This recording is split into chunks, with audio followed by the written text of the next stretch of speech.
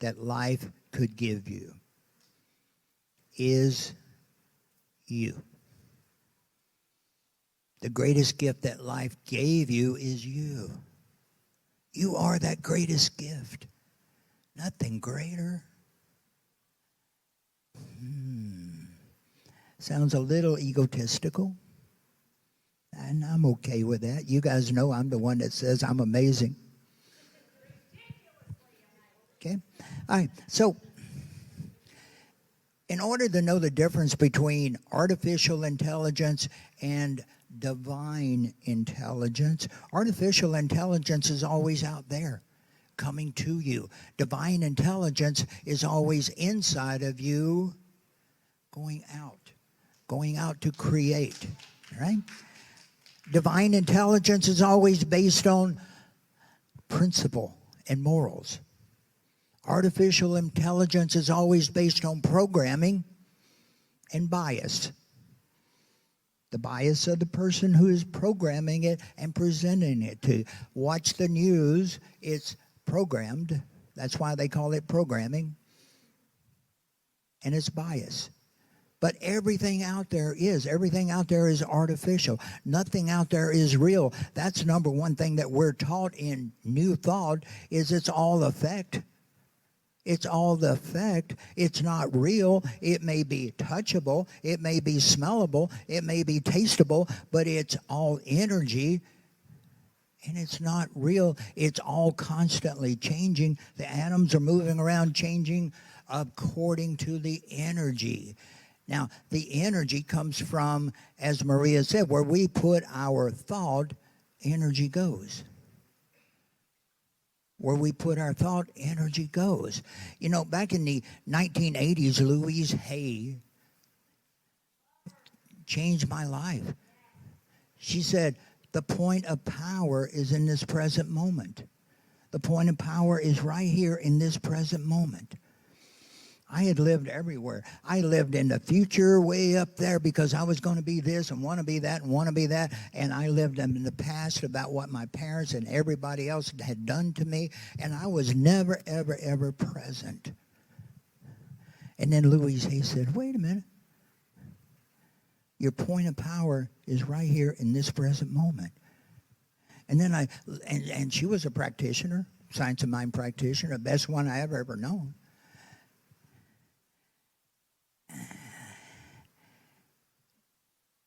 Ernest Holmes, the founder of Science of Mind, says if you're going to know anything, you need to know about this thing called you. This thing called you. That's the only real thing in the world. That's the only real gift that you have. That's what life gave you. What is this thing called you? This thing called you, according to Ernest Holmes, is a spontaneous, self-choosing center of life.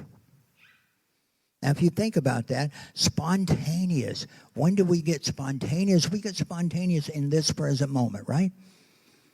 We can't be spontaneous back there or up there. We got to be in this present moment. Present.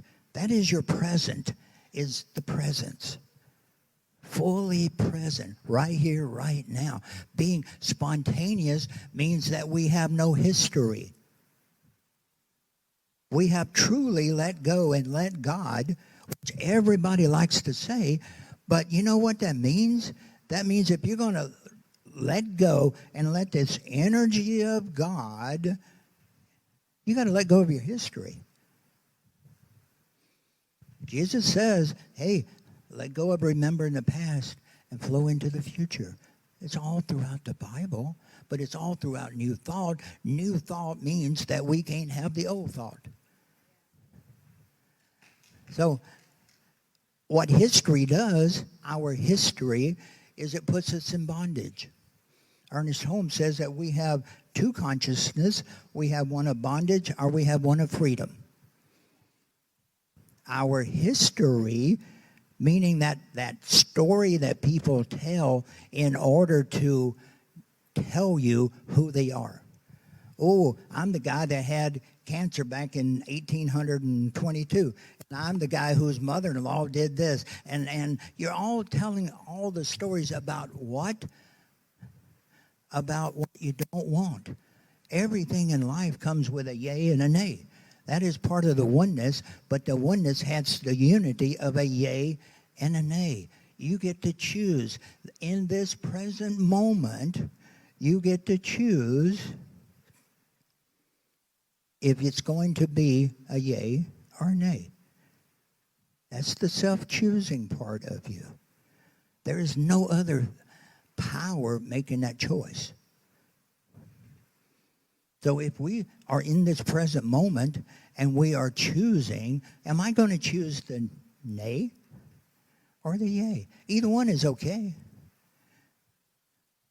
But actually I want to, as Donna is showing us in this affirmative prayer in Science of Mind and New Thought, we want to reword it to the yay, to what we're saying yes to, rather than what we want to nay. We don't want a whole bunch of nays, because I'm going to tell you what, there is, if you're into the unwanted, there's not a power in this world strong enough to overcome your unwanted. There's not a power in this world strong enough to overcome your unwanted. But yet when you change it to, because we have this principle, this universe, this God, it, Ernest Holmes calls it it, so we're not offending anybody. So it is going to give you whatever that you are putting your attention on. Very simple.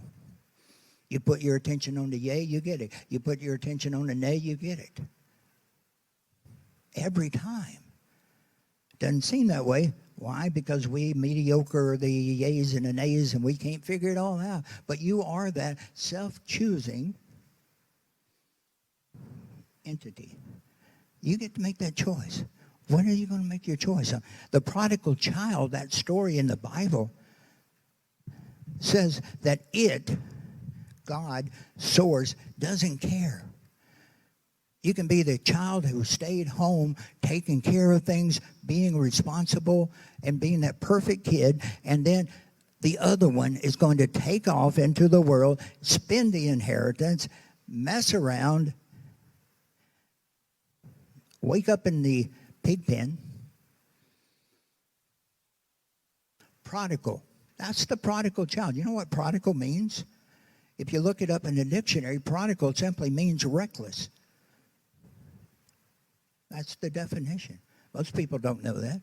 But in New Thought, we understand that prodigal means that somebody who is reckless with their word, reckless with their thought, reckless with the story that they're telling about their life and about who they are. Reckless meaning that they're mixing all of these nays in there. They're letting the past, when they were talking about the nays, rule their life today. They're not being present today, saying, I am this power that is self-choosing right here, right now. And if you're not doing that, everything that's coming to you is artificial. If you're looking out there for the answer, if you're looking out there for the power, it's artificial. It'll do it for you. Absolutely. You don't have to be afraid of what's coming. You can be afraid of what was already there because it put you where you're at.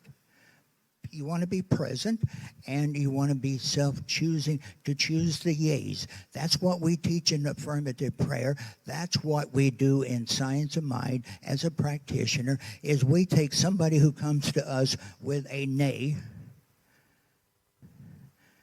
and we change that nay to start talking about looking at the yay that you want.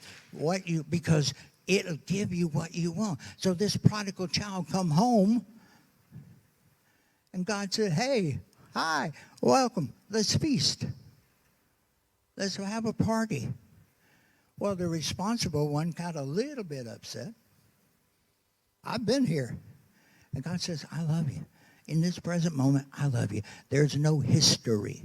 God has no history. The universe, source, has no history. When you step into the yay, it's already there. It doesn't matter. Let go of your history. Say that with me. I have no history. That is so simple, but not so easy.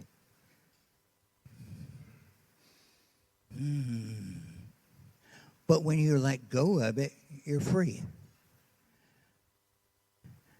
When you move from the how, and people want to hold on to the have, because that's what history is. I have this. Bill Thomas let go of the have and the safety and went into the unknown. And when you let go of your history, you open it up to the unknown. Now you're living God. Now you're living divinely. Now you're living with the next step coming to you from where? Not from where Fox News says it was going to come from. Or CNN, either one. Not from the info commercial, but from within. From within. The spontaneous feeling, knowing, that's genuine. That is divine. There is nothing artificial about that. But it doesn't come if it's being overridden by history, by what somebody says out there that is important. Let go of it. Buddha said, don't believe anything. Don't believe anybody. Even if it's written in an ancient book, even if it's a authority telling you this is the way it is, even if it's written in a history book, even if it's Buddha telling you it's true, don't believe Buddha. Believe that inner feeling. We went to the airport to get some water. Sorry.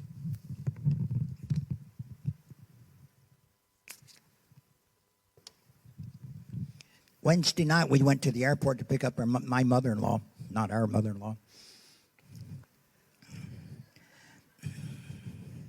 There's 7 floors of parking there. And I told Maria on the way, I said, you know, she's going to be in a wheelchair, so we want to be right close to the elevator. That's all I said. Now, oh, that's not all I said the whole trip, but, you know, pretty much. The point that I want to make is I didn't remember history about the time that I had to walk all the way across the parking lot. I didn't remember any of that. I have let all of that go. I live in this moment, spontaneous, right here, right now. Today, I decided that for the first time I could wear a tie and sneakers. I've never done that before. I want to be spontaneous, dance, and do all. And I started to say sing, but you don't want me to do that. So I became instantly this guy parking in front of the elevator. We went in there. The voice inside, this feeling inside said, go right to the even. So I got to floor 4. It said 148 spaces. That little sign up there that lights up how many. I don't know how they know when somebody leaves or not. But this voice, thank you. Now I know. This voice inside said 6. So I went on up to floor 6. 13 spaces. But the voice said 6. This feeling, this insideness, when I'm connected there. So I pull into 6, and sure enough, if you've been there, when you get to the elevator bank, right in front of it was this wide open space. Right there. It happens when we listen here. We have to, but in order to do that, we have to be in the present moment. We have to let go. Let go of the history. Myrtle Fillmore from Unity let go of the history. She walked into the tent one night, and Dr. Weeks said, no, that's not who you are. I'm telling you right now, whatever you brought into this room, you can walk out differently here if you're willing to let go of the history. Because why would you want to do that? Because as she realized, it put her in bondage. She was in bondage to inherited tuberculosis. She was there her entire life. This was in 1877. When she walked out of that tent, Dr. Weekly just simply said, let go of that history. Let it go. It's not you anymore. You're in this present moment. And you remember that today all things are made new. Today all things are made new.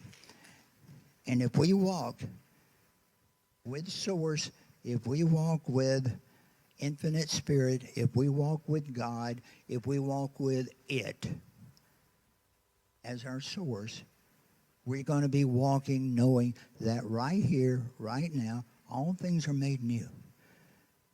And when I can simply switch from the nay and quit being a naysayer to a yay, and be that yay-sayer in my life, be that affirmative person, wow, it's there automatically for you because it's God's good pleasure to give you the kingdom. Love you guys.